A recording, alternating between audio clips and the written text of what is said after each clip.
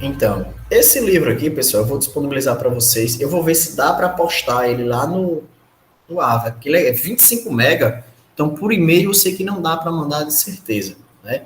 No WhatsApp eu também não sei se comporta. Então eu vou tentar colocar lá no Ava, tá? Assim, vou ser bem honesto com vocês. Tudo que vocês vão ver agora, eu não cobro como questão de prova.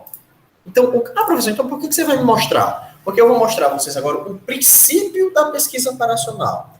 O que o que serve como pilar para a programação linear. Então, assim, eu não cobrar é uma coisa. Agora, se você não entender, é impossível você fazer qualquer coisa daqui para frente.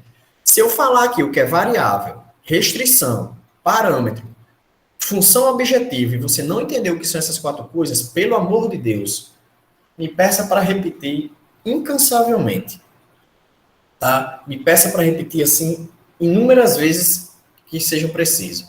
Porque essas quatro coisas, né, esses quatro elementos, são os quatro elementos que você vai ouvir. Função objetiva, variável, restrição e parâmetro, até dia 30 de novembro, até acabar o semestre, até a beira da prova. Então, assim, vocês precisam muito entender o que são essas quatro coisas, né? Eu me preocupo demais com esses elementos na hora de ver, né? De perceber que o aluno está assimilando, está compreendendo direitinho, bonitinho a coisa, tá bom? Então vamos lá. Esse livro aqui é muito interessante para quem se interessar pelo conteúdo, tá? E tiver curiosidade em se aprofundar. Esse livro ele é muito autodedutivo. Ele é pronto, geralmente eu falo mal, né? Esse aqui é bom, só que ele é um bom que ele é muito cansativo. Ele detalha tanto que tem hora que dá uma agonia. Então, assim, mas ele é bom, é interessante, ele exemplifica pra caramba. Então, assim, para quem se interessar, extra sala, né, pode ficar à vontade que esse livro aqui, esse material é top, tá? Então, pesquisa operacional para cursos de administração é contabilidade e economia. Aí você vai dizer, poxa, professor, pesquisa operacional não é a disciplina desses cursos, não é. Isso aqui está adaptado para esses cursos. Pesquisa operacional é a disciplina do curso de engenharia, tá bom? Geralmente, pelo menos de certeza, civil, produção elétrica, todas elas pagam pesquisa operacional, uma disciplina advinda do curso de engenharia, tá bom? Deixa eu descer aqui, deixa eu diminuir esse zoom.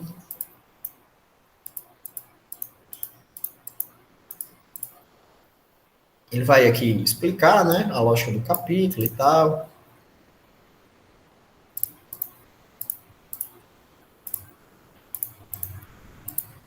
Opa, nossa, aqui. Ele vai falar um pouco, ó, do que eu já comentei com vocês, né, ó. Pesquisa operacional, vai surgir... Opa, o que eu fiz aqui mesmo? Uma linha sem querer. Né? Surgiu aqui na Inglaterra durante a Segunda Guerra Mundial, né, entre 39 e 45, para a solução de natureza de problemas logísticas, tática e de estratégia militar, quando o grupo de cientistas foi convocado para decidir sobre a utilização mais eficaz dos recursos militares limitados, marcando a primeira atividade formal, né, desse campo de estudo. Dentre os problemas estudados, destacam os projetos de manutenção, inspeção de aviões, projetos explosivos, melhoria da utilização de radar, de canhões antiaéreos, táticas de bombardeio submarino, dimensionamento de frota, entre outros. Então, assim, ele surgiu, né, ele tem como base formal, na verdade, um exemplo formal, é a utilização de maneira mais inteligente dos recursos militares, né? Você vê que a gente sabe que na Segunda Guerra Mundial, né, o que fez ela tomar desfecho foi a ausência de recursos. Tropas que eles impediam que os alimentos chegassem até tropas, que munições voltassem a chegar até alguns pontos estratégicos das tropas. Então, foi uma guerra que se venceu meio que no cansaço, né? De fato, utilizando da melhor lógica, da melhor estratégia da utilização dos recursos, né? E do corte desses recursos de seus adversários, né? Aqui, ó, o resultado positivo fez com que a pesquisa operacional fosse disseminada nos Estados Unidos, né? E deu origem aqui ao método simplex, que é o que a gente vai trabalhar principalmente, para a resolução de problemas de programação linear. Pronto, nosso foco é isso aqui, Tá? É a origem da coisa que é realmente, de fato, o que é mais produtivo. Né? Desde então, seu conhecimento vem sendo aplicado com sucesso para a utilização de recursos em diversos segmentos industriais e comerciais na área de vários negócios. Marketing, estratégia, finanças e aí vai. Tá? Ele conta aqui um pouco da história da pesquisa operacional, fala aqui das diversas instituições, né, responsáveis por fiscalizar, acompanhar o desenvolvimento, né, da pesquisa operacional no país e no mundo, né? Ele fala aqui também de uma maneira internacional, certo? Como eu disse, estou só apresentando. Você vê que a primeira coisa que ele vai falar aqui para a gente, ó, é sobre o processo de tomada de decisão, né, que eu comentei com vocês. Ó. Uma vez que a pesquisa operacional consiste na utilização de métodos de apoio para a tomada de decisão, conforme definido anteriormente, é importante que um pesquisador estude os principais conceitos envolvidos nesse processo. Então, ele vai falar aqui alguns conceitos de tomada de decisão, né? Ó, processo de análise entre várias alternativas disponíveis do curso de ação que a pessoa deverá seguir. Né? Ele vai dar aqui alguns no Wikipedia, ó, processo pelo qual são escolhidas algumas ou apenas uma entre muitas alternativas para as ações a serem realizadas. Resumindo, é o caminho a seguir, né? Dentro das alternativas apresentadas. A tomada de decisão é um processo complexo, envolve diversos fatores internos e externos ligados à organização. Então, aqui, ó, primeira coisa que a gente vai parar aqui para conversar, para alinhar, tá? O que vocês vão aprender com o solver, né, com os relatórios que são gerados, não é a palavra sagrada da administração, não, tá? É uma excelente sugestão, mas a solução, muitas vezes, não é. É uma sugestão de solução. Professor, por que você está dizendo isso? Você está falando uma coisa aqui e, no caso, você já está botando água, né? Como diz o já está tirando o valor de tudo que você falou bem. Pessoal, tem muita coisa envolvida que nem sempre você consegue levar para linhas da matemática, da modelagem matemática. Nem sempre. Alguns sim, né? A maioria a gente consegue, mas nem todas. Então, o que a gente precisaria levar para ter uma precisão extrema no resultado na programação da modelagem matemática e programação linear, né, no método simplex. Então, ele vai pedir para você levar em consideração o ambiente. Pessoal, quando ele fala ambiente, é no ambiente geral, tá, pessoal? É o ambiente de trabalho, é o ambiente externo, é como as situações como um todo que, digamos assim, interferem diretamente no ambiente organizacional, tá? Então, assim, é muito difícil transparecer isso para a matemática, ele já começa canalhando. Risco e incerteza.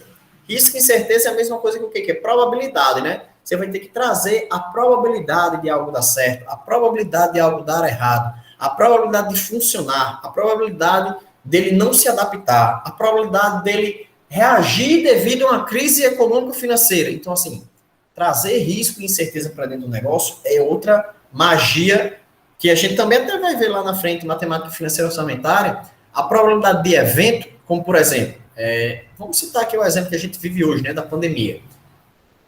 Um mês antes da pandemia, você abriu um bar. Eu citando o bar porque é um exemplo que a gente vê que a maior parte deles ficaram fechados boa parte do tempo. Né? Ou abrir um cinema, que também passou muito tempo fechado, veio ter a volta agora, alguns que estão reabrindo. Então, assim, que você investiu nisso. E você via que bar e cinema naquela região, e pá, funcionava, e dava bem, dava dinheiro, e estava dando certo. Os 2 primeiros meses era entupido, era lotado, veio a pandemia fechar. Que probabilidade é essa que você ia calcular de um risco iminente de uma pandemia mundial? Então, você sabe que trazer isso para os números é possível, tá? Mas é de uma complexidade enorme, tá? Mas é possível, certo? Só para que vocês entendam a lógica do risco e da incerteza. Né? Custo e qualidade requerida pelo produto ou serviço. Então, aqui, vocês sabem que, eu acho que todo mundo aqui concorda, que custo e qualidade, ultimamente, a galera meio que transformou isso numa via de contramão, né? Fazer como o outro. A galera não consegue, né, trabalhar os dois de uma maneira positiva. Como assim? A minha empresa tem um custo baixo e uma qualidade alta, né? A gente geralmente diz que custo baixo, qualidade baixa, né? Custo alto, qualidade alta. Isso é um pouco complicado, a gente tem que viver exatamente no inverso dessa lógica.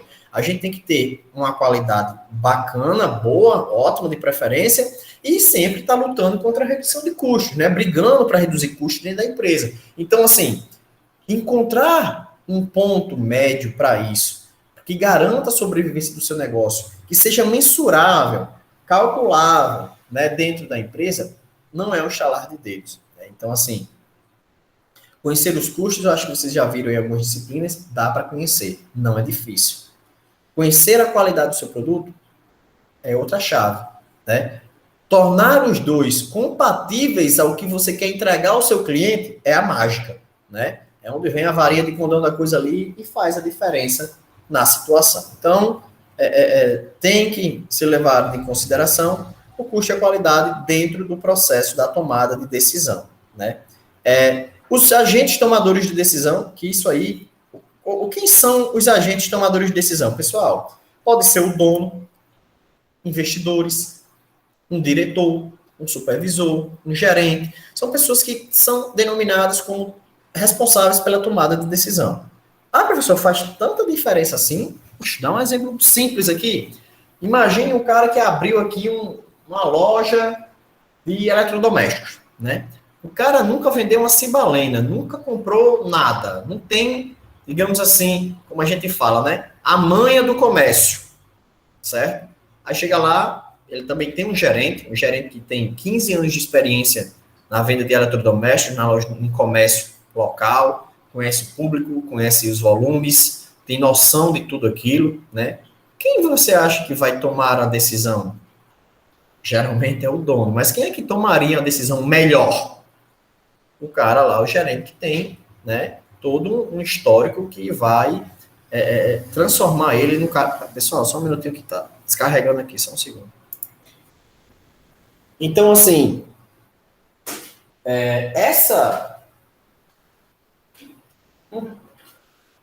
esse agente tomador de decisão, cara, ele requer ser a pessoa mais qualificada, né?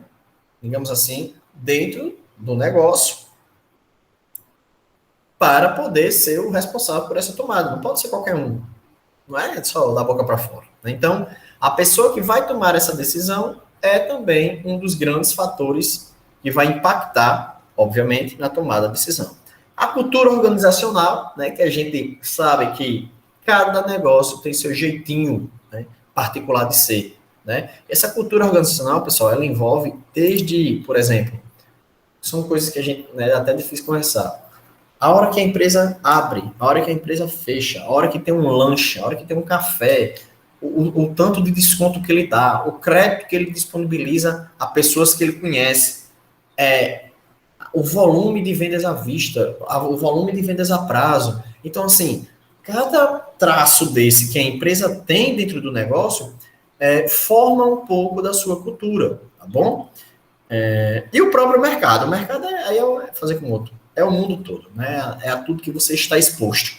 O seu mercado, os seus concorrentes, os clientes, a quem você tiver exposição em relação direta, vai compor aí também o seu mercado e vai ser um fator preponderante na tomada de decisão. Ele ilustra isso aqui, né? Ele faz até um desenhozinho aqui sobre isso. O processo de tomada de decisão e o apoio ao decisor, né?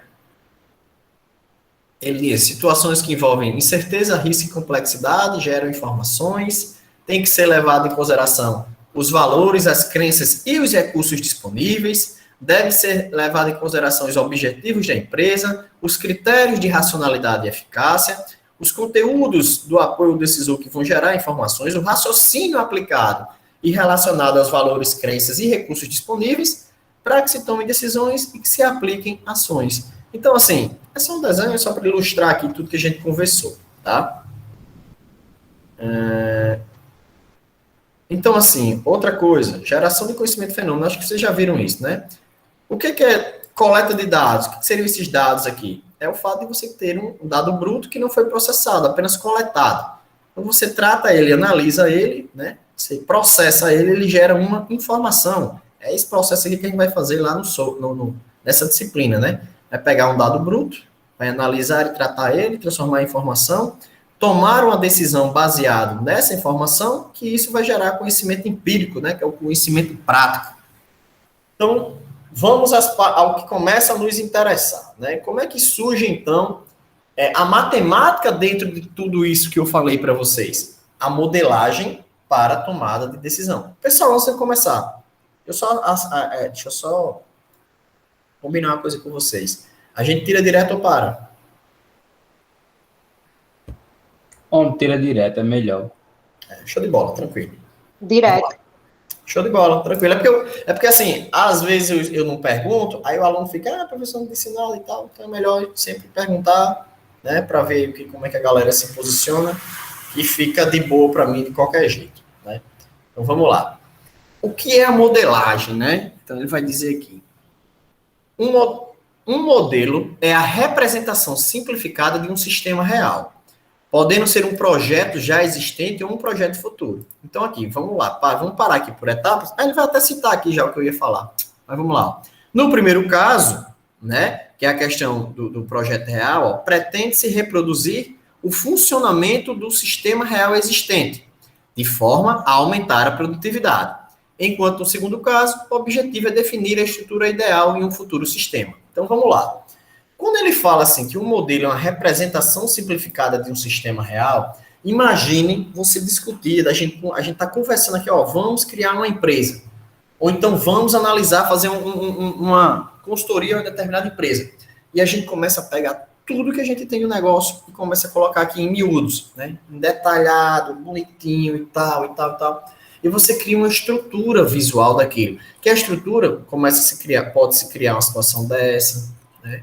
Pode-se criar uma situação assim. Existem infinitas situações que podem demonstrar visualmente a realidade daquela empresa. Então, o modelo, ele parte dessaquela ideia disso que você viu agora, que a gente mostrou agora, desses modelos, né, exemplos, e aquilo tem que representar exatamente um sistema que já funciona, ou que, se for funcionar, como seria o ideal para que ele fosse funcionar futuramente. Então, vai ser uma simulação, né? Como eu falei lá no começo, em relação à ementa. Então, ele vai dizer aqui, o comportamento de um sistema real é influenciado por diversas variáveis envolvidas no processo de tomada de decisão. Todas aquelas variáveis que a gente conversou, né?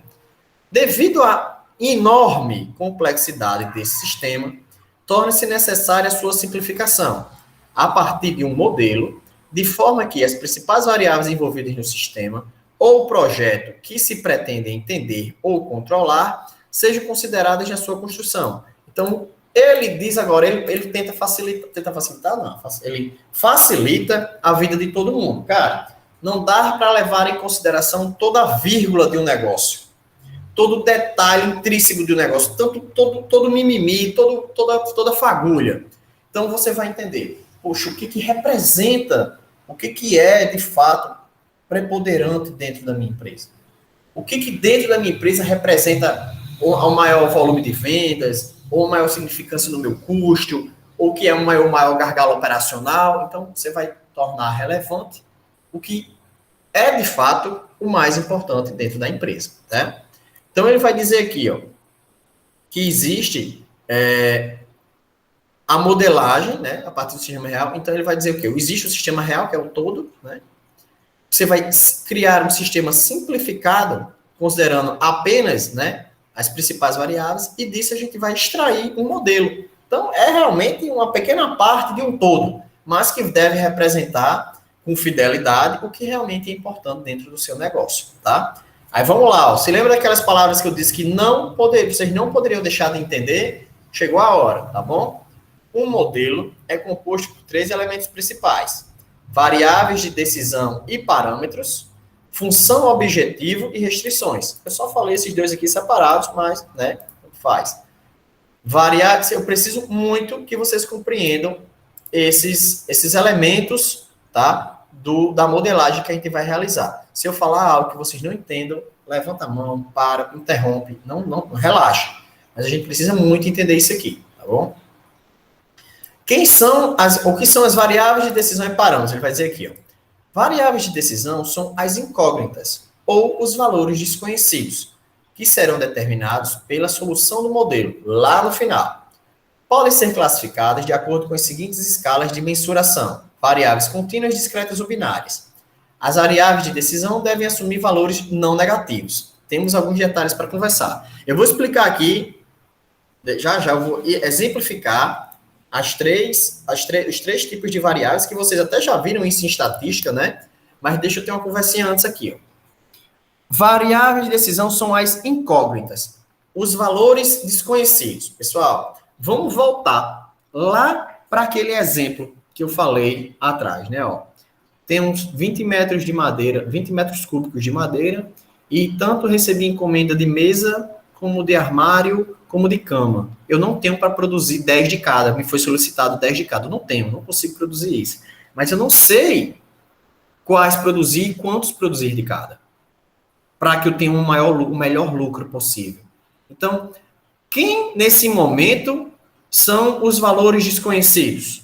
As quantidades a serem produzidas de cama, armário ou mesas. Então, sempre, em todas as questões, vocês vão ter lá as variáveis de decisão. É a turminha que você vai buscar ter a resposta para aquela pergunta, tá? Vai ser um objeto, uma ação, vai ser um item, vai ser, tem infinitas possibilidades, tá? Então, a variável de decisão vai ser aquilo que você está estudando e quer saber exatamente que quantidade ser associada àquilo, tá? Então, existem 3 tipos de variáveis, né? Contínuas, discretas contínuas, discretas e binárias. 2 delas a gente viu lá em estatística, se lembra? Contínuo era o quê? Contínuo era aquela variável que podia assumir valor fracionado. Variável discreta, aquela que não pode assumir valor fracionado, apenas valor inteiro. E binária é aquela que só tem 2 opções como resposta, sim ou não. Né? Então, a gente vai ver aqui alguns exemplos para recordar que isso vai aparecer lá nas questões, tá? Ó, variáveis contínuas. Podemos assumir quaisquer valores em um intervalo... Ah, desculpa, perdão. Não falei isso aqui no final. As variáveis de decisão devem assumir valores não negativos, pessoal. Nesse mesmo exemplo aqui que eu falei, da madeira para produzir mesa, armário ou cama.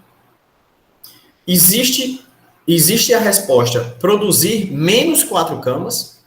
Não existe. Não existe valor negativo dentro da situação. Tem como eu produzir menos duas mesas? Não existe uma quantidade negativa de mesas. Não tem como você desproduzir, se nem se existe essa palavra, peço até desculpa. Algo já está produzido. Então, não tem como você desfazer aquela produção, tá? Então, assim, não existe valor negativo nas respostas que vocês vão estar buscando. Se você estiver respondendo uma questão minha, o valor der abaixo de 0, sua questão com certeza está errada, tá? O menor valor que ela pode assumir é 0, ok? Então, das variáveis contínuas. As variáveis contínuas podem assumir quaisquer valores em um intervalo de números reais, conjunto infinito ou não enumerável de valores. Como exemplo de variáveis de decisão contínuas. Vamos citar aqui alguns, ó. Quantidade ótima a ser produzida em litros de cada tipo de refrigerante em uma empresa de bebidas. Deve ser produzido, sei lá, 1.237 litros e 482 ml de Guaraná. Devem ser produzidos 14 mil litros de coca.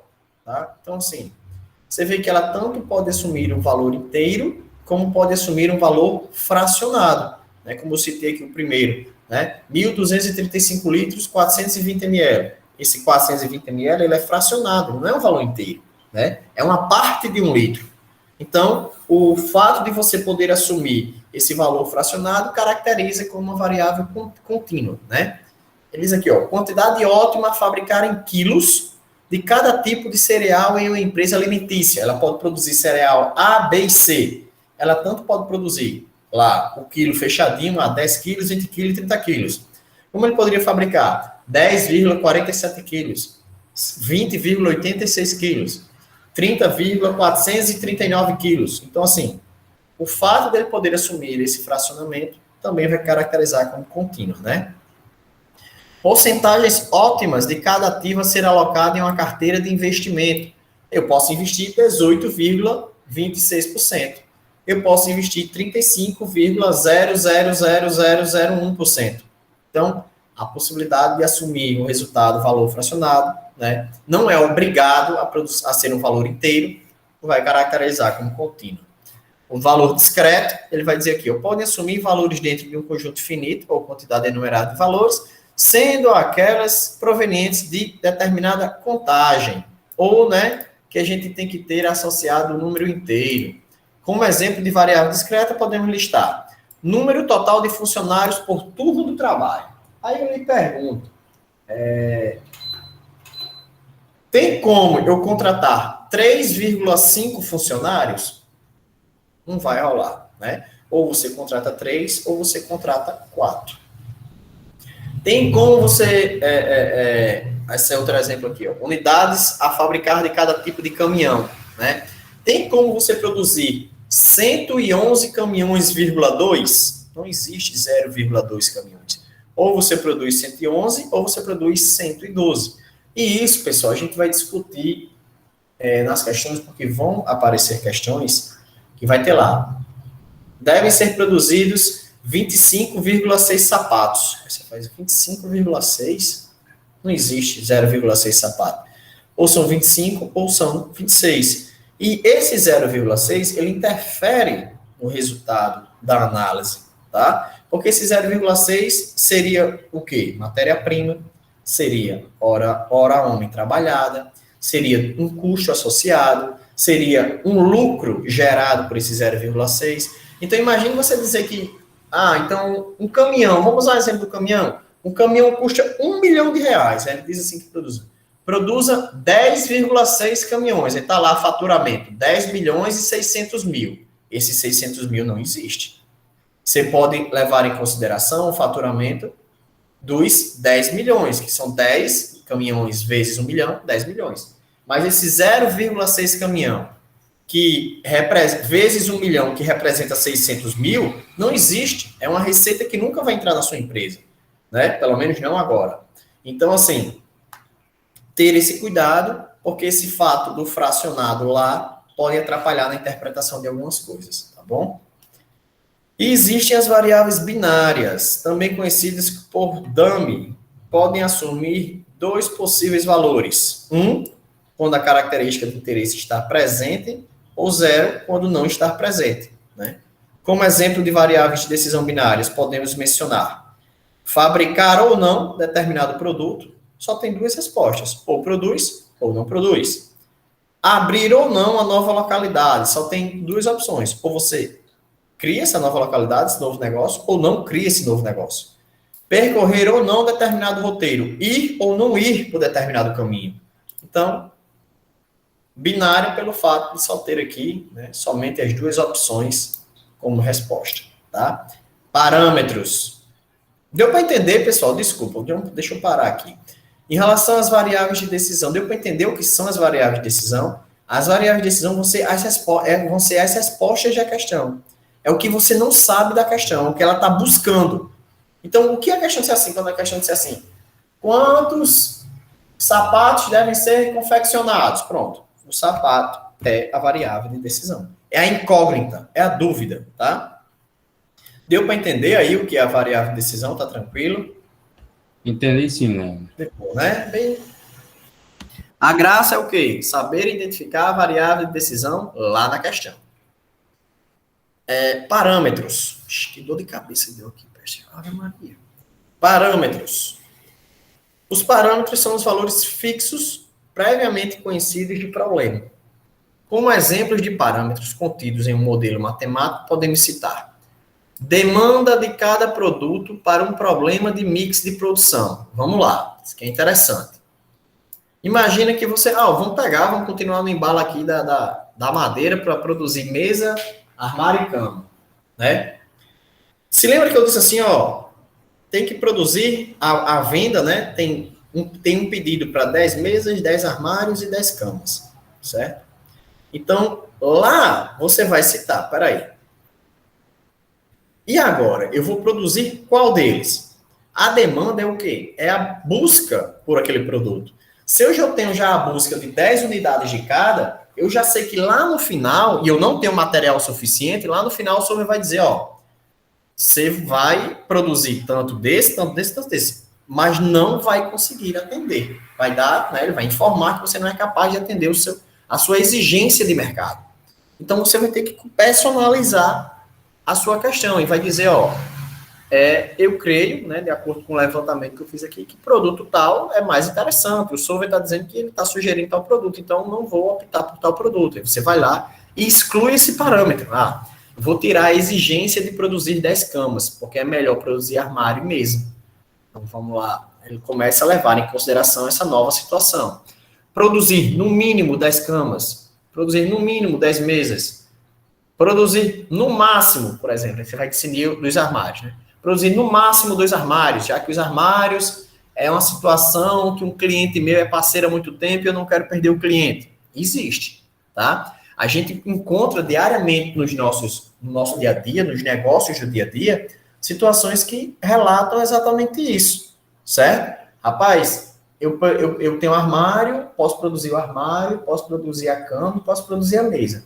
O armário é o que menos deixa dinheiro, mas um cliente antigo que toda semana me compra, pediu 2 armários. Eu vou ter que diminuir o meu lucro para atender a venda desses 2 armários, para não falhar em relação a essa demanda, para depois atender o que sobrar e que eu vou produzir cama e mesa, tá? Então, a gente consegue, isso que eu falei aqui agora, você consegue transformar em matemática, tá? Então, a gente vai usar esses parâmetros, que são valores fixos dentro da questão, tá bom? Custo variável para produzir determinado tipo de móvel, certo? O custo variável, por mais que ele diga que é um parâmetro aqui, a gente vai usar ele da seguinte forma. Eu geralmente tento facilitar essa parte, tá? Por quê? Porque é uma coisa que é cansativa e está em toda a questão. Como assim, professor? Vamos pensar junto aqui. Eu vendo um produto por R$100. O custo variável dele é 70. Qual é o meu lucro? 30. Minha próxima questão. Eu vendo um produto por R$1.200. O custo variável dele é 100. Qual é o lucro disso? 1.100. Então, assim, ao invés de eu trabalhar toda questão, você tem que dizer assim, eu vendo por tanto e o custo é tanto, o lucro é tanto. Tem que fazer só isso, geralmente eu vou dar só o quê? Já o resultado do lucro direto. Tá? A gente ganha um certo tempo. Isso não quer dizer que não existe o custo, não. Existe o custo, certo? Mas o custo já foi retirado. Quando eu disser lá assim, determinado produto, uma mesa deixa um lucro de R$120. Significa que não significa que eu vendi ele por 120. Significa que eu vou vender ele por 120, que é o lucro, né? Mas o custo foi 80, então significa que eu vendi ele por quanto? Por 200. Ok? Mas eu vou trabalhar direto já no lucro para a gente ganhar tempo, não ter que toda a questão ter que estar tirando lá o custo de cada produto, tá bom? Terceira situação, lucro ou custo por unidade de produto fabricado. Você vai receber em todas as questões, tá? Em todas as questões que forem de maximização, explico já o que é isso, mas que vai ser 99% das questões que a gente vai trabalhar, são questões de maximização, que ela vai ter como propósito identificar o ganho daquela situação, o melhor resultado possível, digamos assim, né? Então, assim, toda a questão vai dizer assim, no caso que a gente está trabalhando mesa, armário e cama, o lucro da mesa vai ser de R$80. O lucro do armário vai ser de R$60. O lucro da cama vai ser de R$70. Então, assim, todas as questões que a gente vai trabalhar de maximização, ela obrigatoriamente, você recebe o parâmetro que vai citar o lucro que aquele produto vai deixar, ok? Custo por funcionário contratado seria o quê? Rapaz, eu tenho aqui, exemplo, 40 funcionários, cada um deles custa R$10 a hora, eles trabalham 10 horas por dia, né? 40 vezes 10, 400, 400 vezes 10, 4.000. Então, tem um custo diário de 4.000 pelos funcionários. Geralmente, a gente leva isso em consideração quando eu peço para você abater o custo do lucro, o custo da venda. Como eu não vou cobrar essa parte, então a gente não vai nem calcular o custo do funcionário, porque em tese já vai ter sido incluso dentro do valor da venda, para que gerou aquele lucro que eu vou lhe apresentar, tá bom? margem de contribuição unitária quanto da fabricação e a venda de determinado eletrodoméstico. É isso que eu acabei de falar, é o cálculo final, né? A margem de contribuição é quanto o produto deixa lá de lucro após o valor da venda. O valor da venda 200, custo do produto 120, a margem de contribuição que ele deixou naquele produto foi de R$80 para o negócio, ok? Então, assim, quem são os parâmetros? São os valores, são informações fixas na questão. São informações que não vão e não devem ser alteradas em hipótese alguma. Professor, terminei aqui o solver todinho, não gostei do que vi, eu quero fazer agora uma simulação e eu preciso mexer no lucro do produto. Beleza. Você vai criar agora, não é que você vai estar alterando um parâmetro, mas você vai rodar, como eu digo, né? Você vai aplicar o solver novamente em um novo parâmetro. Não é mais do mesmo. Né? Não é mais num lucro de R$120, vai ser num lucro agora de 160. Mudou a questão. É uma questão nova com uma margem de lucro diferente. Certo? Então, os valores que vocês vão receber nas questões são valores fixos, né? São valores que deverão ser utilizados em toda a extensão da questão. Tá? Deu para entender parâmetro, pessoal? Tranquilo? Sim. Deu sim. Show de bola. Vamos à função objetivo. O que é a função objetivo? É uma função matemática que determina o valor-alvo que se pretende alcançar ou a qualidade da solução, em função das variáveis de decisão e dos parâmetros. Podendo ser uma função de maximização, aí ele cita aqui o que eu estava dizendo lá: lucro, receita, utilidade, nível de serviço, riqueza, expectativa de vida, entre outros. Ou de minimização, custo, risco, erro, entre outros. Pessoal, eu vou ser bem honesto, tá? Eu gosto de trabalhar o que está mais próximo do nosso dia a dia. Adivinha o que está próximo do nosso dia a dia? Lucro e receita. Né? Geralmente, é mais fácil transformar isso em um modelo matemático, em interpretar uma questão buscando entender a lucratividade que aquele negócio vai dar, interpretar uma questão buscando a receita financeira que aquele produto vai ofertar. Então, assim, a gente pode até trabalhar esses outros modelos, mas eu vou priorizar lucro e receita, questões de maximização, tá? Que é o que está mais próximo da nossa realidade. E, dependendo do andar da turma, a gente dá uma paradinha e olha a minimização também, certo? A gente pode dar uma olhada na expectativa de vida, sei lá, nível de serviço, não tem problema. Mas primeiro eu vou focar nessa criança aqui. Maximização de lucro ou receita, certo? Então, os meus esforços são direcionados a isso aqui. De acordo com as coisas forem caminhando, a gente vai adaptando, tá bom? Aí eu cito aqui alguns exemplos. Ó. A minimização do custo total de produção de diversos tipos de chocolates. O que seria isso? Imagine que você acredita estar tendo um consumo mais elevado de cacau do que de leite. Mas, poxa, eu quero minimizar o custo desse produto. Como é que eu faço um chocolate que tenha cacau e tenha leite, mas de uma maneira que tenha um custo mais barato? Ele vai lá calcular de acordo com o que você quer entregar, né? E ele vai entender o que é mais barato. É mais barato comprar o cacau ou é mais barato usar o leite? Deve ter mais cacau ou deve ter mais leite? Por aí vai, né? Minimização do risco de crédito de uma carteira de cliente. Top, isso aqui. Vamos lá. Você, quando vende fiado, né? Risco de crédito é fiado, né? Para resumir a conversa. Quando você vende fiado, né, você sabe que tem um risco naquilo ali, que é o risco de não receber, certo? Carteira de clientes é um grupo de pessoas que são denominadas clientes e estão associadas a alguma coisa. Pode ser só os clientes da sua empresa. A associação pode ser só a compra de um produto ao seu negócio, né? Então, assim, como é que eu minimizo o risco de crédito? Você vai ter que fazer uma análise do perfil de cada cliente. Poxa, quem é? O crédito desse aqui é que nem o banco faz, né, com a gente. Ele faz, se você tem um fluxo financeiro pequeno na sua conta, seu crédito que eu vou dar a você de cheque especial é R$300. Mas se todo mês você gira 20, 30, 40 mil na sua empresa, peraí, o cheque especial para você vai ser de 15 mil.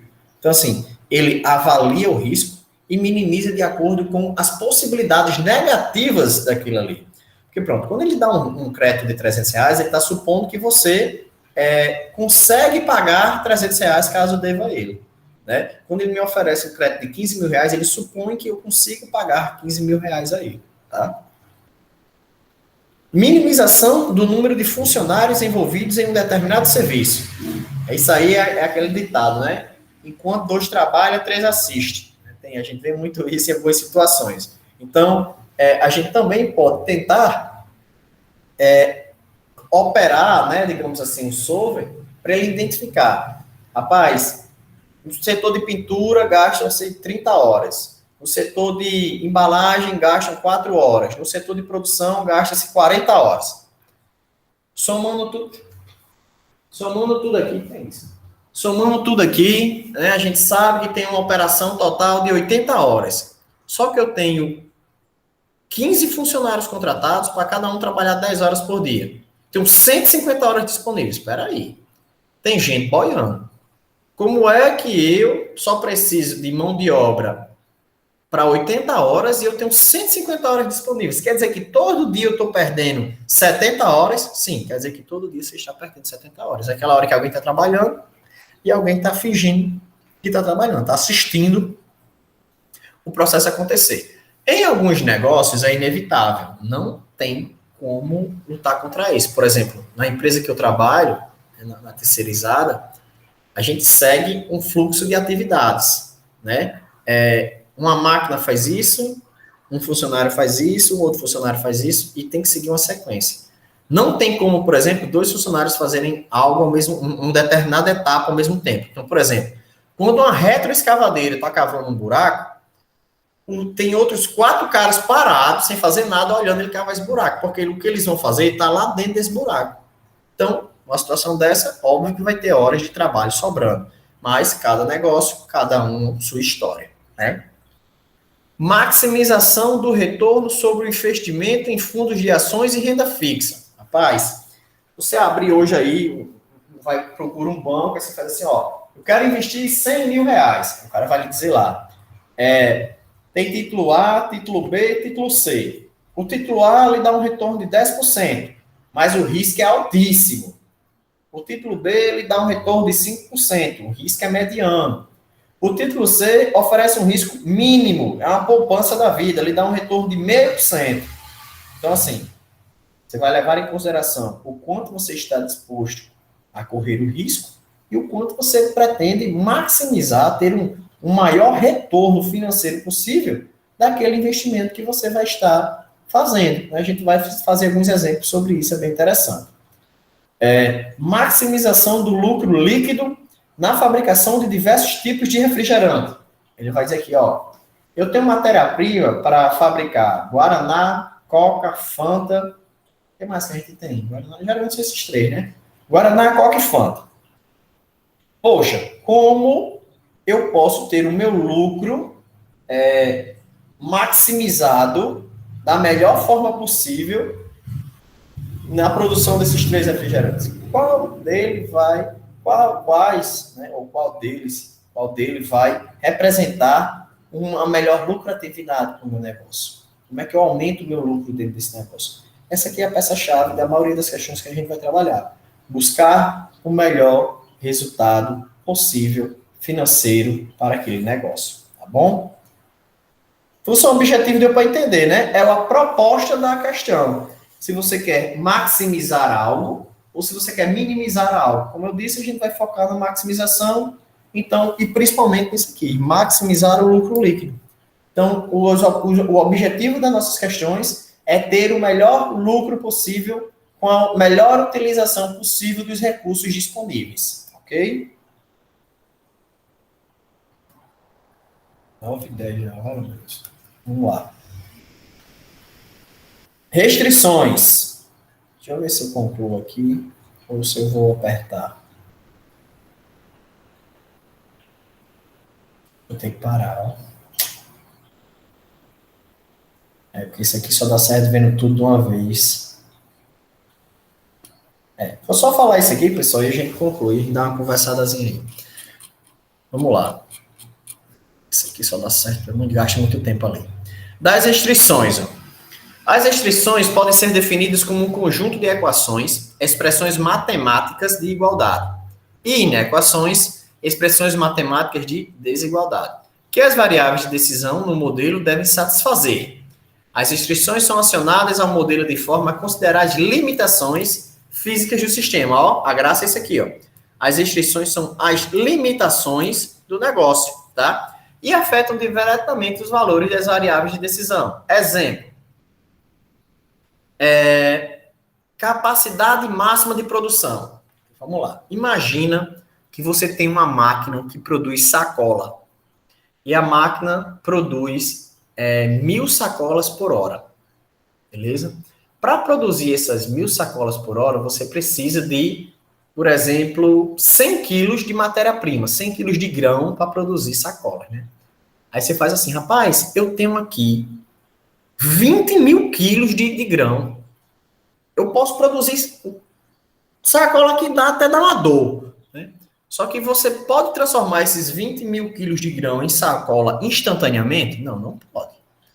Você só pode transformar 100 quilos em 1.000 sacolas a cada hora. Então, ou por dia, vamos botar que seja por dia para facilitar o exemplo. Então, assim, existe uma restrição no seu negócio. Qual é? A capacidade de produção da sua máquina. Você pode ter matéria-prima desborrotar, você pode ter a matéria-prima do mundo todinho, mas sua máquina só consegue produzir 1.000 sacolas. Aí você vai dizer, professor, é só comprar outra máquina. Vamos discutir isso nas questões. Com certeza vamos discutir isso nas questões. Aí o custo dessa máquina.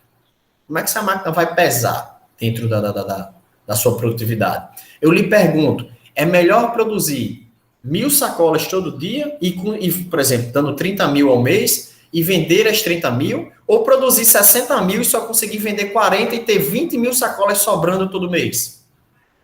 É esse tipo de discussão que a gente precisa ter. Porque não adianta só você olhar para mim e dizer assim, compra outra máquina, gasta aí R$1 milhão, compra outra máquina, e ao invés de a gente produzir 30.000 sacolas por mês, a gente vai produzir 60.000. Aí você diz, meu filho, por que eu vou produzir 60.000 sacolas por mês se eu vendendo a Deus e o mundo e as calças de Raimundo eu só consigo vender 40.000? Eu vou fazer o quê com 20.000 sacolas que vão sobrar? Tá? Então, são discussões como essas que a gente vai ter no enunciado das questões, tá bom?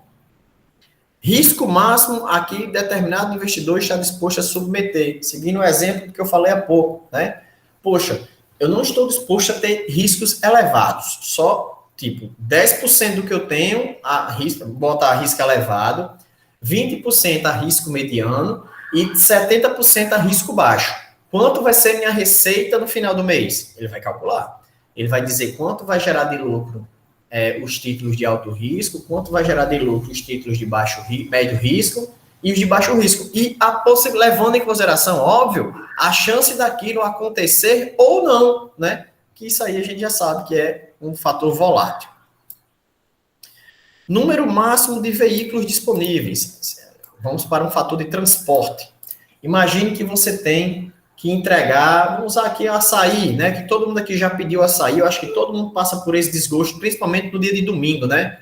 Quem gosta de pedir comida em dia de domingo, passa por isso. Cara, você chega lá no açaí e faz, eu quero pedir um açaí de 500 ml, você liga, né? O açaí fica pronto, mas o cara só tem uma moto para entregar sem açaí. O cara fala, então comprou duas, tá com 2 motos agora. Ele continua não conseguindo. Então, a gente consegue analisar, né, dentro da questão do transporte, qual é o fator que limita a venda de açaí dessa empresa?